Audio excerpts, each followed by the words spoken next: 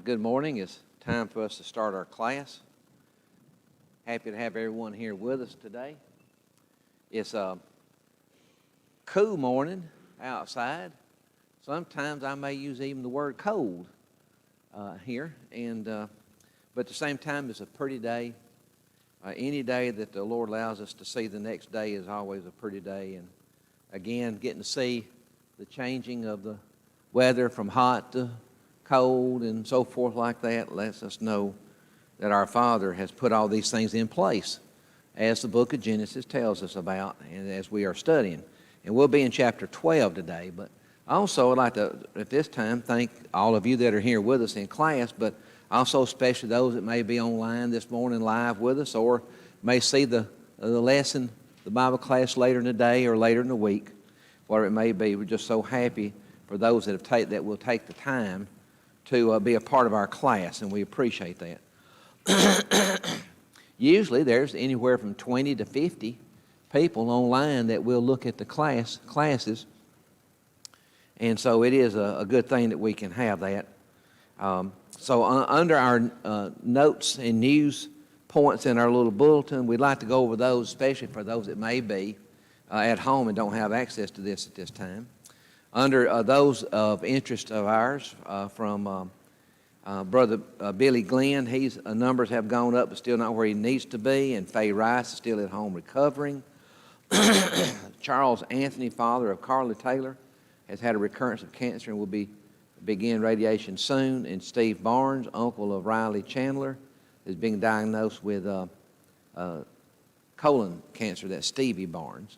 And Mary Ellison, sister of Betty Thomas, under hospice care at Childersburg. Brandy Bigham Hambright, former member here, is in the hospital with COVID pneumonia in both lungs, so please remember her too. David Hendricks, husband of Teresa Hendricks, is taking chemo every 3 weeks. Bob Hubbard, friend of Charlie Lawler and Damon Ligon, has been diagnosed with lung cancer. And Danny Mills, former member here, is at UAB still on the ECMO machine. He's been there since sometime around May or June. He's over 6 months now, I guess. And so please remember him. I would assume now by quite a bit he is now the person that's been on that machine longer than anybody else that's been at UAB, as far as I know. Anita Nix, former member here, is currently undergoing chemo.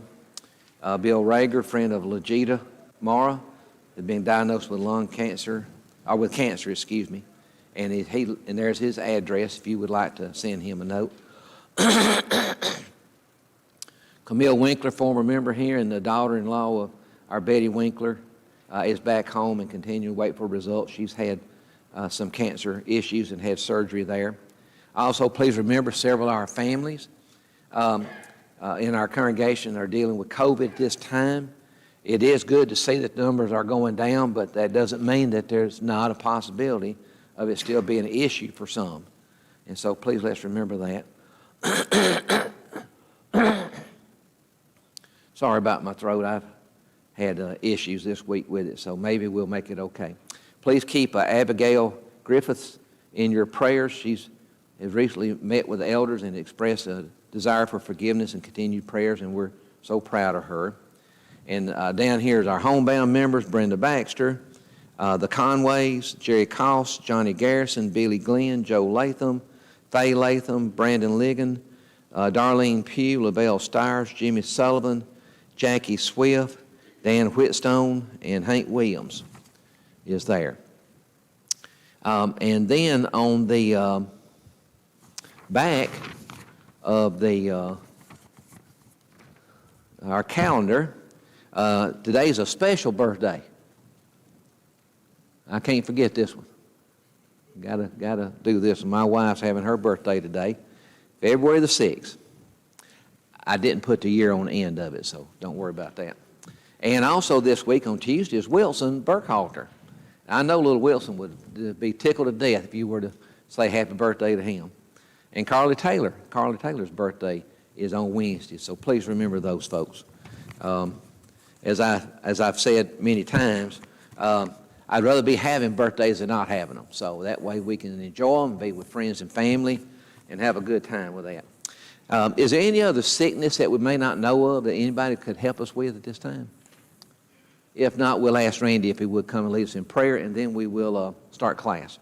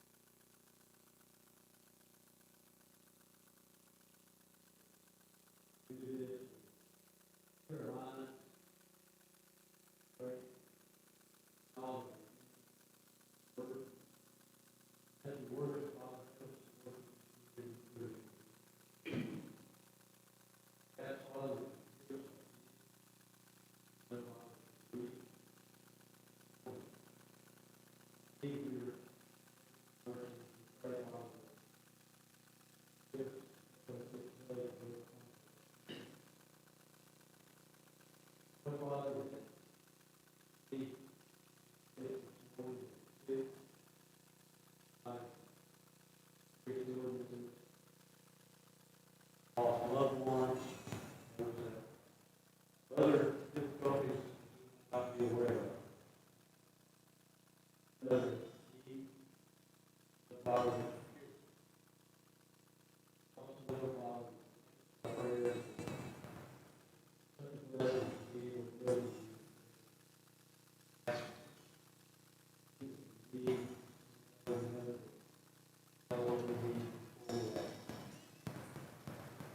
Father,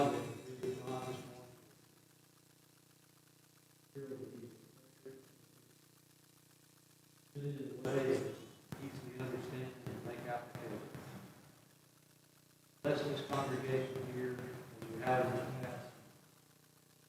Keep the road to me, shining light. This area of voice.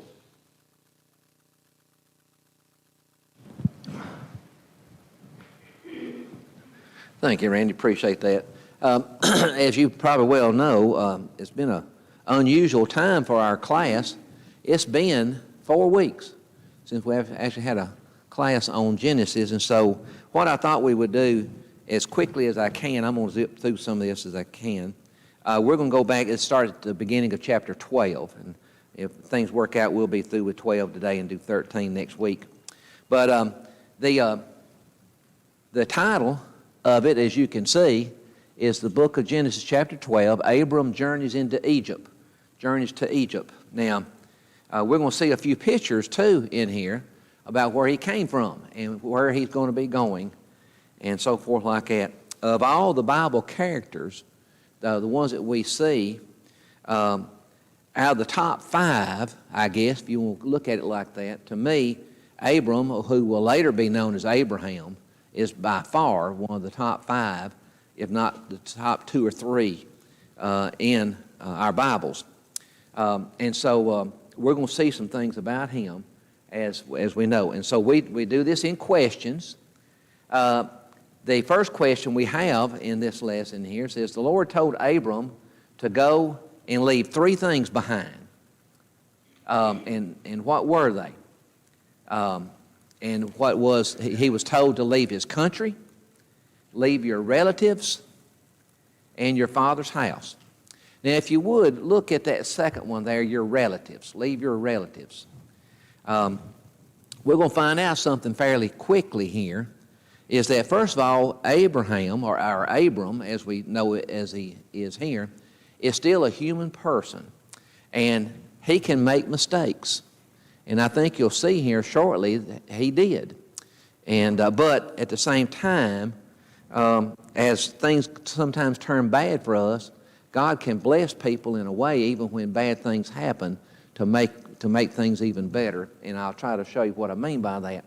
So if you stop and think, for any of us, the 3 hardest things for people to leave for the very first time in their life, especially as they get older, whatever, would be where you live, your country, your relatives, your family there, and your father's house. Now, it could have been that Abram was actually living in the house, or he was in the vicinity of his father's house. By leaving, that could be like like the clan of people that it would be, and leaving the Father's house, it would be right there.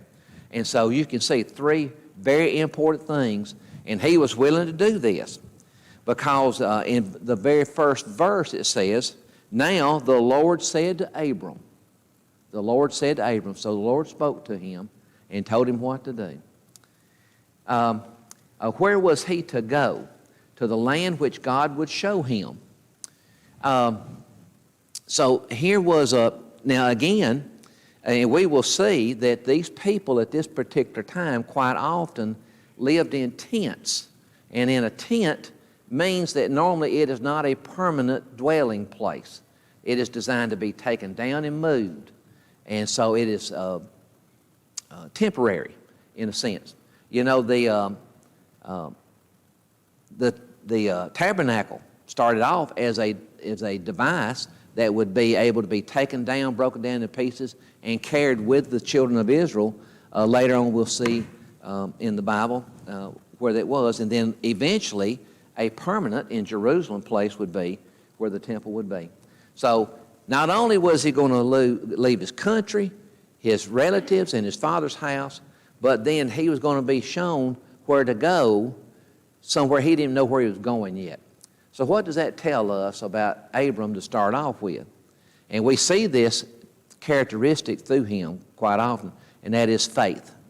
He had the faith in the Father to do as the Father told him, and he would do that. God said to Abram that he would make him what? A great nation. He would make him a great nation. Now, if you notice in, excuse me, in verse 1, the last part of verse 1 says, to the land which I will show you. Verse 2, and I will make you a great nation. The phrase I will, I find this very interesting because this is God speaking. I will is mentioned 7,588 times in the Old and New Testament together. In this Genesis 12, 1 through 7, it is mentioned 5 times. God tells Abraham, I will. Isn't that wonderful? Isn't that encouraging? That Abram knew at that time that God actually was promising Abram certain things. And there he was in that relationship with him. So we know that he would make him a great nation. This right here happens to be, again, these maps sometimes not very good. Here's Ur of the Chaldees. This is the Persian Gulf. As we know, in the last 20 or 30 years, we've heard of the Persian Gulf quite a bit. Iran and Iraq over in here. Iran over in here and Iraq over in here. And so we see these things.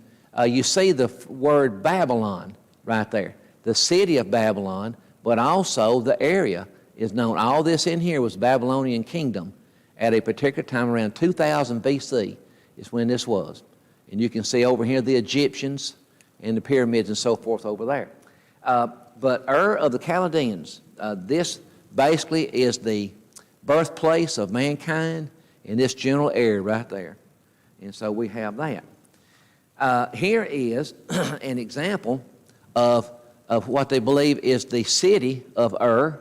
Now that was also a country. Like in Alabama, you could have had this. You could have had the state of Alabama. We could have had in this state a city named Alabama, couldn't we? I don't know of one, do y'all? I don't know anywhere in the state's named Alabama.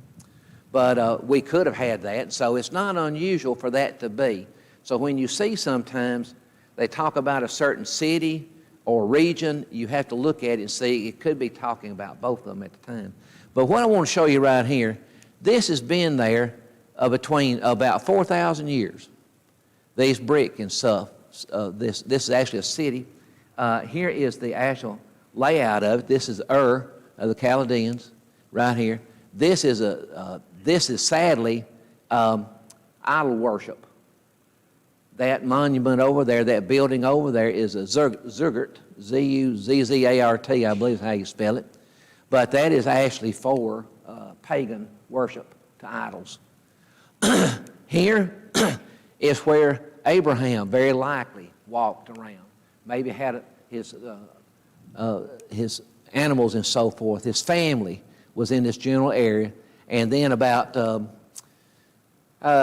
200 BC, I believe, somewhere in the neighborhood, this was built. It was destroyed, and then in 6 AD, I think it was rebuilt, that pagan worship thing. But here was some of God's beginnings right in here, and yet, sadly, man would stray away from God. And here's that device. This is a drawing of it, and here's the actual one. You can see this is where people would walk up both ways.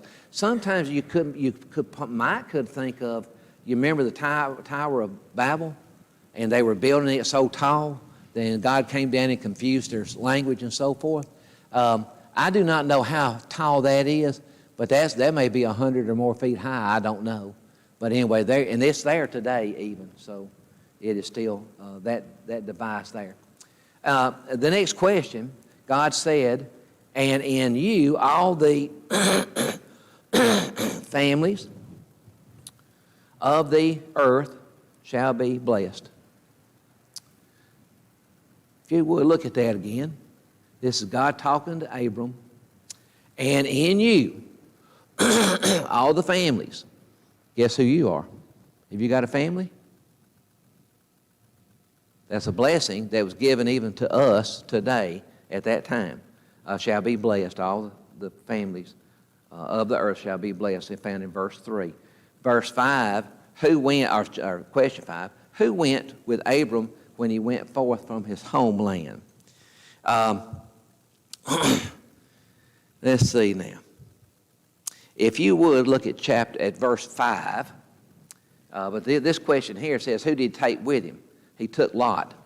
Please remember back in verse 1, the Lord said to Abram, go forth from your country and from your relatives. And from your relatives. That seems to indicate it's just going to be him and Sarai and those of his household would be the ones that would be going. But then for some reason, in verse 5, and Abram took Sarai, his wife, and Lot, his nephew. So it seems to indicate that at that point in time, that he actually did something. He added to what God wanted him to do. And now, does Lot present problems later? The answer to that question is yes. It will be problems with Lot in many, many different ways. How old was Abram when he departed from Heron? He was 75 years old. Again, as we know, it was not uncommon to have people that was very old at that point in time in Bible history. We know the oldest was over 9. Several men lived over 900 years old, and we would have to, I believe we can rightly assume that even the women would have lived at the old ripe age of like 800, 900 and so forth like that too. But we see here that he was 75 years old. Here was a man fixing to leave his family, been with them for 75 years, and now he's leaving to go somewhere that God was telling him to leave, but not telling him where he's going yet. I don't know about you, but I know what 70 feels like. I don't know if I would have to get up and go to get 75 to do what he did, but he did. So that's good. What family members went with Abram in verse 5 as we just saw? And that is Sarai and Lot. Thank you. I knew it was going to happen. I forgot cough drops.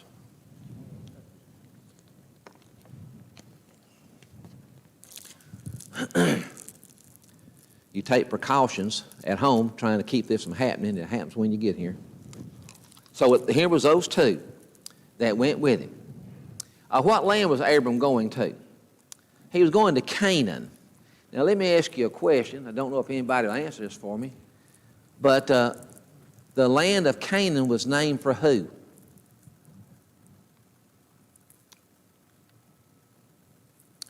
All right. I might need to do like Nick Taylor. Nick will stand there for 30 minutes and not say anything until somebody says Cain. And so Just think. And that was Adam's son. Adam's son. And we see now Abram going to that land. Now, we know that Cain had to leave. You know, he basically was banished, and if you want to call it that. And so we see, though, wherever the area known as Canaan, that's where he settled. And then we see here, that's where Abram was going. You know, it's kind of, why God wanted him to go there, we don't know. But going to the one that killed the first human being, that family, people there, and that's where God wanted Abram to go. Verse 5. As Abram passed through the land, he went as far as the site of Shechem, to the oak of Moran. I guess that's how you say that. So one of the things about trees, and I'll show you some here shortly, the trees in that part of the world, we have to remember something. They are grown quite often around desert, high temperatures, severe conditions. And to be honest with you, those trees basically fight to live and to be what they are. And some of those trees have some of the most strange tops and squiggly tree trunks and limbs and so forth like that. I tried to say recently that if any of you have ever been around a water oak in our part of the country, a water oak tree, those limbs are just terrible. They all over the place. Well, the trees over there would be like our water oak on steroids, if you want to call it that. They were really messed up. And I'll show you some pictures here shortly. I didn't get to have them right there. God told Abram that he would give to Abram's descendants what? This land. Now, wherever he was at this time, because he was going to Canaan, we don't know exactly when God was speaking to him about this, but this land, I'm under the assumption that he was at some point looking over some area and saying this land. You know, God at times, would tell Abram, as far as you could walk or travel, whatever, or from here to east or west or whatever, that would be your land and so forth. That he would give to Abram's descendants what? The land. When Abram heard that God was going to give his descendants, now you have to remember, at this time, how many children did he have? 0. Thank you. 0. He didn't have any children at that time. So that is really having faith when God tells him about what he's going to do for him. So when he heard this, what did he do? This is a characteristic, it says here, built an altar. This is a good characteristic of Abram. He would do this. Who else at the second beginning of mankind? Noah. He did the same thing. When he got off the ark, the first thing he did was he built an altar to God to give praise to him. And so we see Abram doing the same thing. After building the altar, Abram left there and went to a mountain east of Bethel. That's found in verse 8. And sorry I don't have a map up showing where that is, but it's maybe we can look at it a little bit later. Now, question 12. Where Abram pitched his tent, Bethel was on the west, and Ai, that's how I say this, I hope that's the right way to pronounce it, Ai, was on the east. What did he build there? And what did he do? He built an altar again, as we know. He built another one and called upon the name of the Lord. So one of the main things that Abram would always be looking at is worshiping his father. He listened to what he said. He did the best he could doing that. He was going to a place. He had no idea where he was going, but through faith, he believed and knew that God would take care of him. As Abram continued his journey, what direction did he go? He went south. Now, if you remember back where the land of Chaldeans, and so south would be actually in a sense, or southwest area, depending on how far toward the Mediterranean Sea he went before he went south, would be heading to the area where the Egyptians were.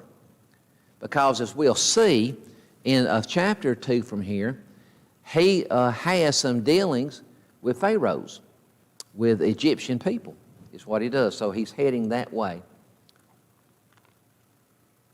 What was happening in the land? Well, where he was at the time was a famine. Sometimes, as we know, they would go for years. It may be a drought so bad that crops could not grow. We know about Joseph in Egypt and what he did for the Pharaoh there. And then his family had to come and so forth like that. Very touching story. Because of the famine, where did Abram go then? And he went down to Egypt. Why would you think these people, not only him, because we know about Joseph, he sadly went to Egypt, not on his own accord, but he was sold and then put down into Egypt. But he went down to Egypt. If you take the time to look at a map of that part of the world, there is something you'll find in Egypt that you don't see in many other places. And do anybody know what that is? A very large river system of water is what it is. And so even though the growing may not be that far from the river banks, but it was still fertile. The area of Egypt, as the river goes out into the Mediterranean Sea, all back this way on the land there in Egypt, that was extremely fertile land and even is today. And that's where you will find the pyramids that are out there today even. So he was going to go down to Egypt. In Genesis 12 and 11, what did Abram say about Sarai, his wife? He says, "You are a beautiful woman," is what he says. Now, please remember this. She was not at that time 18 to 25 years old. You want to know about what age she would have been? He was 75. Guess what? She was somewhere around his age. And so that is letting, for him to look at his wife and know that she was a beautiful woman, even at that age, is not what we see today. Does that mean in the fact of her actual physical looks or her mannerisms, or her character, or whatever it may be? It may be some of all that. But he said that found in verse 11. It says, "It came about that when they came near to Egypt, that he said to Sarai, his wife, 'See now, I know that you are a beautiful woman.'" Now, he got an attaboy for that, didn't he? Yeah, he did all right on that. In verse 12, what did Abram say the Egyptians would do when they saw her? In verse 12, this is his wife, and they would kill Abram and let her live. In verse 12, it says, "And it will come about when the Egyptians see you, that they will say, 'This is his wife,' and they will kill me. But they will let you go," or let you live. Don't know why he thought that. Undoubtedly, he may have heard of this thing happening to other men before. I don't know. That part of the world, it was not unusual for a pharaoh to have more than one wife, lots of wives, a harem and so forth like that. And so that may be where that came about. Well, I just don't know. In verse 13, Abram wanted her to say that she was his what? Sister. Now it says there, so it may go well with him. And then, and why?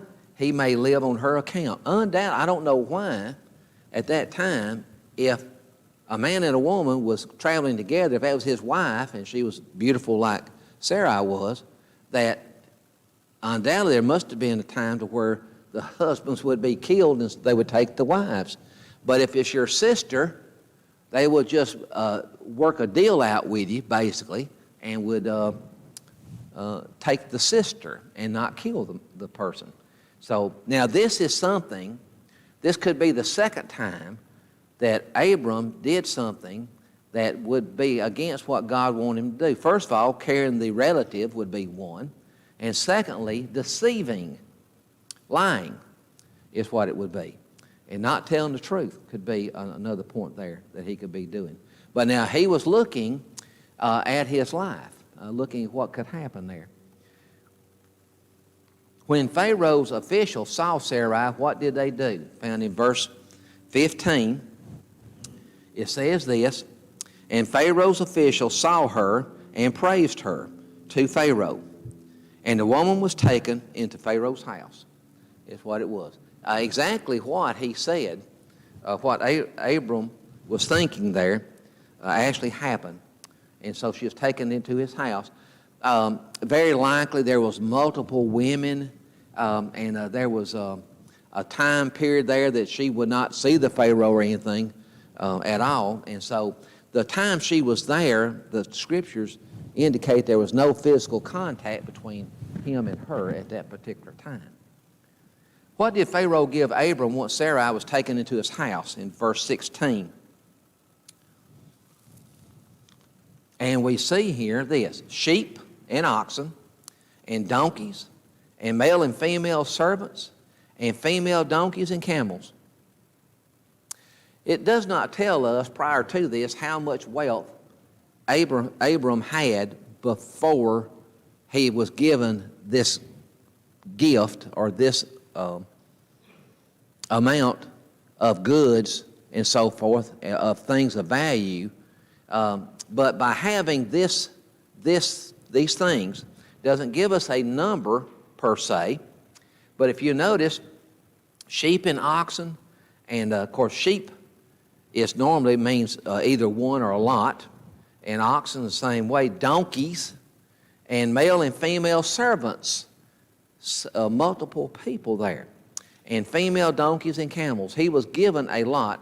He went from a man and his wife, which he was saying was his sister, and then coming into Egypt, and then while they're there, we don't know how much he brought with him. We know Lot was with him and whatever goods and things they had with him, but he received more because of Pharaoh getting Sarai into his house. What did God do to Pharaoh once Sarai was in his house? Well, in verse 17, let's look. It says, struck Pharaoh in his house with great plagues. But the Lord struck Pharaoh and his house with great plagues because of Sarai, Abraham's wife. Does that sound familiar? Remember another Pharaoh that had plagues? Moses.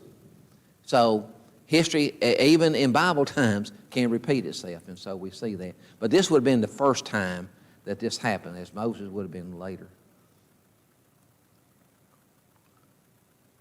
After Pharaoh found out that Sarai was not Abram's sister, but was actually Abram's wife, what did Pharaoh tell Abram to do? Now then, here's your wife, take her and go. Let's look at verse 19. Now, first of all, too, in verse 18, the Pharaoh called Abram to him and said, what is this you have done to me? If you ever get a chance and watch TV on the History Channel or stuff, or get on wherever you can and search and read about and look at things about the pyramids in Egypt and how they were built and how big they were and all the things, it's just hard to imagine the wealth that a Pharaoh would have had in Egypt. It really is. It really is. And then of all things, for this Pharaoh, after these plagues hit, and these things happened to him, he looks and called Abram and said, what is this you have done to me? It must have been some terrible things for him to say that. And then he says, why did you not tell me that she was your wife? Why did you say she is my sister, so that I took her for my wife? Now then, there is your wife, take her and go. This at least lets us know that this Pharaoh, and don't know if any before him or after whatever, undoubtedly taking another man that's living's wife to be in his house was a big no-no even for the pagan worshiping people that the Egyptians were. And so it may have been. So once he found out that this was not his sister but his wife, he told him to take her and to go. And so that is the end of chapter 12. And we're going to be looking next week. It's about time. I got 25 till. I think it's about time the bell rings. But next week we're going to be looking at Abram and Lot in chapter 13, and we probably will get into 14. I had done those handouts some time back. If anybody needs any, I've got a few with me. I may not have them with me now, excuse me. But I'll have some out there in the back next week if you'd like to have them. But as far as I'm concerned, that's the end of class. Hope we all have a good day today. Thank you very much.